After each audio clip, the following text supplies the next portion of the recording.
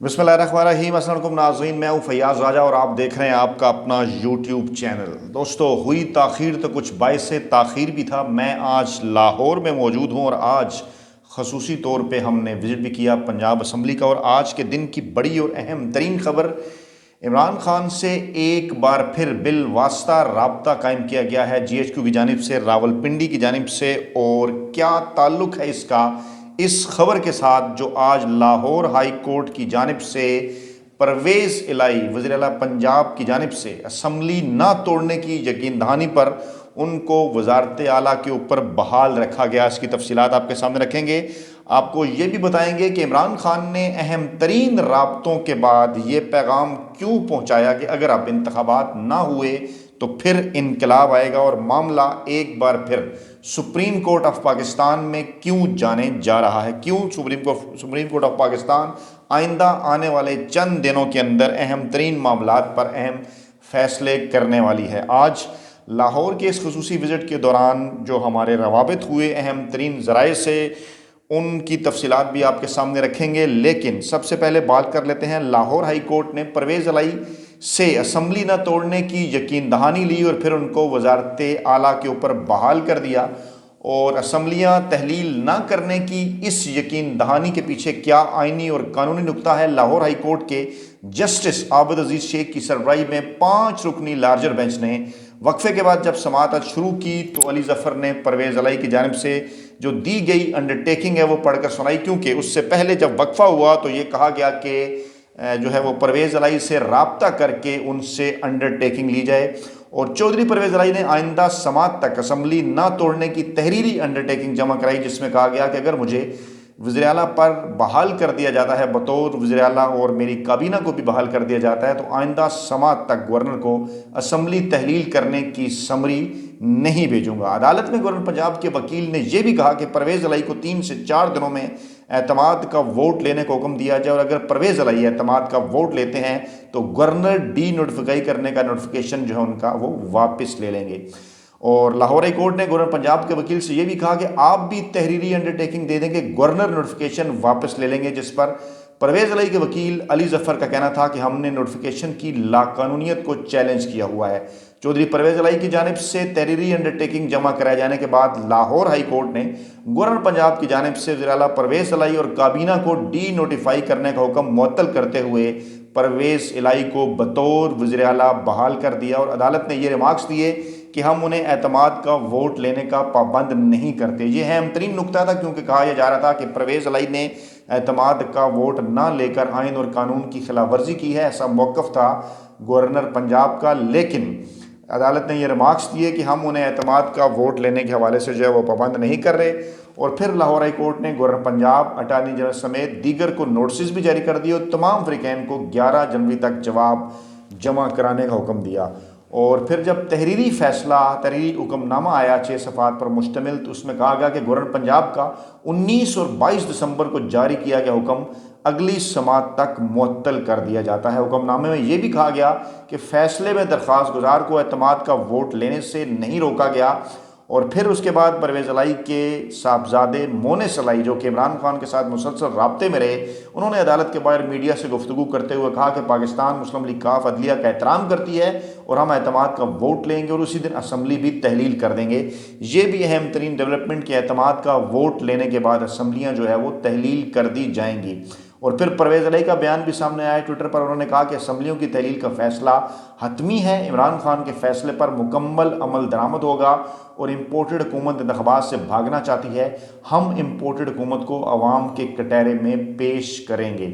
और ये थी जनाब परवेज़ इलाही की दरख्वास्त की समाअत। दूसरी जानिब इस्लामाबाद में जो है वो दहशतगर्दी का वाक़या हुआ और दहशतगर्दी के वाक़े के बाद फिर जो है वो आर्मी चीफ़ का एक बयान भी सामने आया कि फ़ौज दहशतगर्दों से निपटने के लिए पुरज़म है, सिक्योरिटी की सूरत हाल पर जो है वो तवज्जो है। ISPR ने यह बयान जारी किया कि army chief general Asim Munir ने खैबर पख्तूनख्वा में ज़िला शुमाली वज़ीरिस्तान के इलाके मीरान शाह और तरबेला में स्पेशल सर्विसेज ग्रुप हेडक्वार्टर का दौरा किया।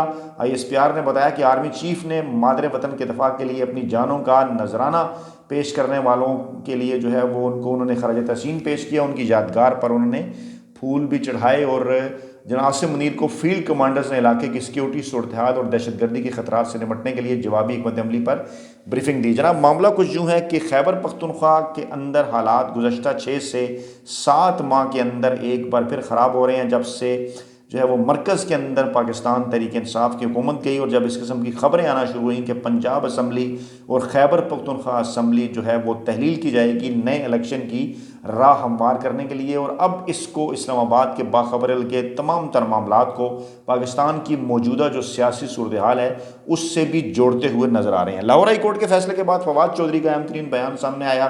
انہوں نے کہا کہ لاہور ہائی کورٹ کے فیصلے سے یہ ثابت ہو گیا کہ گورنر کا نوٹیفیکیشن جو تھا وہ غیر آئینی تھا، اور آج جو وزیر اعلیٰ پنجاب کی بحالی ہوئی ہے اس سے یہ ثابت ہو گیا کہ گورنر پنجاب کے نوٹیفیکیشن کی کسی قسم کی کوئی اہمیت نہیں تھی۔ فواد چودھری نے کہا کہ میری صدر مملکت سے درخواست ہے کہ اسپیکر کے خط پر فوری کارروائی شروع کی جائے اور گورنر پنجاب کو ہٹانے کے اقدامات کیے جائیں۔ ان کا یہ بھی کہنا تھا کہ میں یہ سمجھتا ہوں کہ جو فیصلہ ہے اس کی حد تک تو یہ بالکل ٹھیک ہے۔ عدالت نے کہا کہ اگلی تاریخ تک انڈرٹیکنگ دیں کہ اسمبلیاں تحلیل نہیں کریں گے، وہ تکنیکی معاملہ ہے، اصولی طور پر تو ہم سے نہیں بنتی تھی جو ہے وہ، کیونکہ معاملہ یہ ہے کہ گورنر اسپیکر کو کہہ رہا ہے کہ آپ اجلاس بلائیں اور وزیر اعلیٰ اعتماد کا ووٹ لیں۔ فواد چودھری نے کہا کہ اسپیکر پنجاب اسمبلی نے گورنر کو کہا میں اجلاس نہیں بلا سکتا کیونکہ منظور وٹو کیس سامنے ہے، اس میں ہے کہ آپ اعتماد کے ووٹ کے لیے کم سے کم 10 دن کا وقفہ دیں گے، اور دوسرا یہ کہ آپ کا اجلاس بحال نہیں ہے۔ ان دونوں معاملات پر ان کا کہنا تھا کہ فیصلہ موجود ہے، اس لیے میں اجلاس نہیں بلا سکتا۔ اسپیکر نے جب اجلاس نہیں بلایا تو پھر وزیر اعلیٰ کیسے اعتماد کا ووٹ لیتا؟ یہ اہم ترین نکتہ تھا، اور یہ بھی کہا کہ 12:30 اور 1 بجے تک چیف سیکرٹری بڑے واضح تھے کہ یہ نوٹیفیکیشن نہیں ہو سکتا۔ انہوں نے گورنر کو واپس خط لکھ کر بتایا کہ اس پر قانونی رائے چاہیے۔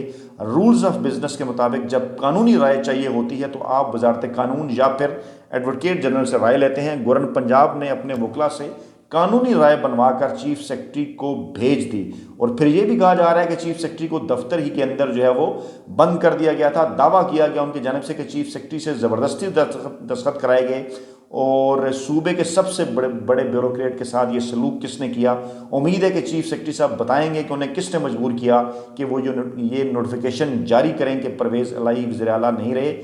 تحریک انصاف کے سربراہ کے رہنما کا یہ بھی کہنا تھا کہ بڑی بدقسمتی ہے کہ پاکستان میں آئین جو ہے وہ پیچھے رہ گیا ہے، جنگل کا قانون جو ہے وہ نافذ ہے۔ دیکھتے ہیں کہ چیف سیکرٹری بتانے میں کتنی دیر لگاتے ہیں کہ ان سے یہ نوٹیفیکیشن کس نے کہاں اور کیسے ان سے اس معاملے کے اوپر جو ہے وہ دستخط کرایا۔ گورنر پنجاب مس کنڈکٹ کے مرتکب ہوئے ہیں، اور آج پنجاب اسمبلی نے گورنر کے خلاف قرارداد بھی منظور کی ہے، اس کا حوالہ بھی آپ کے سامنے رکھتے ہیں، کیونکہ آج لاہور کے اس دورے کے دوران ہماری جو ہے وہ خصوصی کچھ ذرائع سے بات بھی ہوئی پنجاب اسمبلی کے اجلاس کے حوالے سے، اس کی تفصیلات بھی آپ کے سامنے رکھتے ہیں۔ کہا فواد چودھری نے یہ بھی کہ اسپیکر صدر مملکت کو لکھ رہے ہیں کہ گورنر کے خلاف مس کنڈکٹ کی جو کارروائی ہے وہ شروع کی جائے، اور گورنر پنجاب اور چیف سیکرٹری کے خلاف طریقے استحقاق کو صوبائی اسمبلی میں لے آئے ہیں، اور آئندہ ہونے والا جو اجلاس ہے اس میں اس پر کارروائی ہوگی۔ اس میں پورے ایوان کو استحقاق کمیٹی میں تبدیل کیا جائے گا۔ گورنر اور چیف سیکرٹری کو پنجاب اسمبلی میں طلب کر کے پوچھا جائے گا کہ انہیں اس غیر آئینی اقدام کی ضرورت کیسے ہوئی۔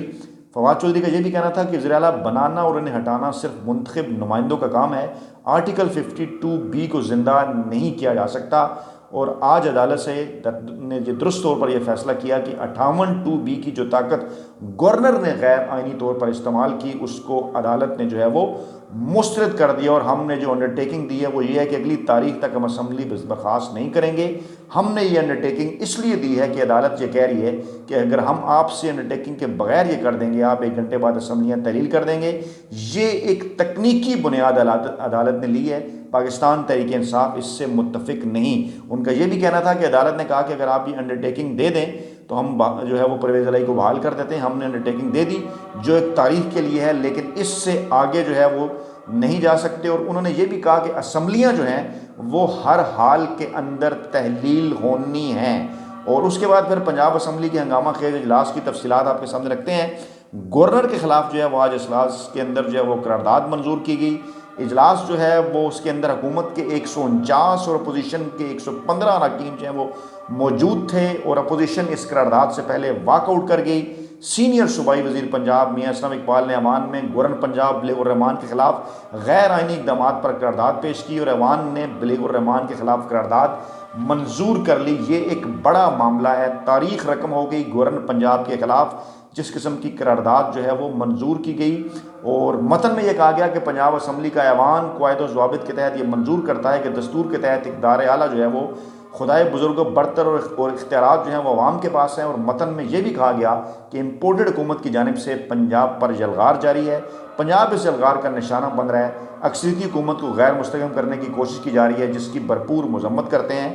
اور اس کے حوالے سے جو ہے وہ پھر مزید بھی جو اس متن کی تفصیلات ہیں اس کے مطابق یہ بھی کہا گیا کہ چودھری پرویز الہی پر ایوان اعتماد کا اظہار کرتا ہے اور اسپیکر کی رولنگ جو ہے اس کی توثیق کرتا ہے۔ دوسری جانب الیکشن سے بھاگ رہی ہے موجودہ امپورٹڈ حکومت اور اسلام آباد میں بلدیاتی انتخابات مؤخر کرنے کا بل قومی اسمبلی کے بعد جو ہے وہ سینٹ سے بھی منظور کر لیا گیا، اور جس میں یہ منظوری دی گئی کہ یونین کونسل کی تعداد 101 کی بجائے جو ہے وہ 125 ہوگی، اور اس کی مخالفت کے اندر جو ہے وہ 12 ووٹ ڈالے گئے، حق میں جو ہے وہ 24 ووٹ ڈالے گئے۔ دوسری جانب اسلام آباد میں یونین کونسل میں اضافے کے خلاف الیکشن کمیشن کا جو فیصلہ ہے وہ کالعدم قرار دے دیا گیا۔ اب اس موجودہ صورتحال کے اندر جب عمران خان سے بڑے رابطوں کی اطلاعات ہیں جی ایچ کیو کی جانب سے، عمران خان سے بالواسطہ رابطے چودھری پرویز الہی کے ذریعے کیے جا رہے ہیں، اور ان رابطوں کے ذریعے عمران خان کو یہ میسج دینے کی کوشش کی جا رہی ہے کہ اسمبلیوں کی مدت جو ہے وہ پوری کی جائے گی، اور امپورٹڈ حکومت اور ان کے ہینڈلرز عمران خان سے کچھ اہم ترین مطالبات جو ہیں وہ منوانا چاہتے ہیں۔ دوسری جانب عمران خان نے بڑا ہی واضح پیغام دے دیا ہے کہ اگر ملک کے اندر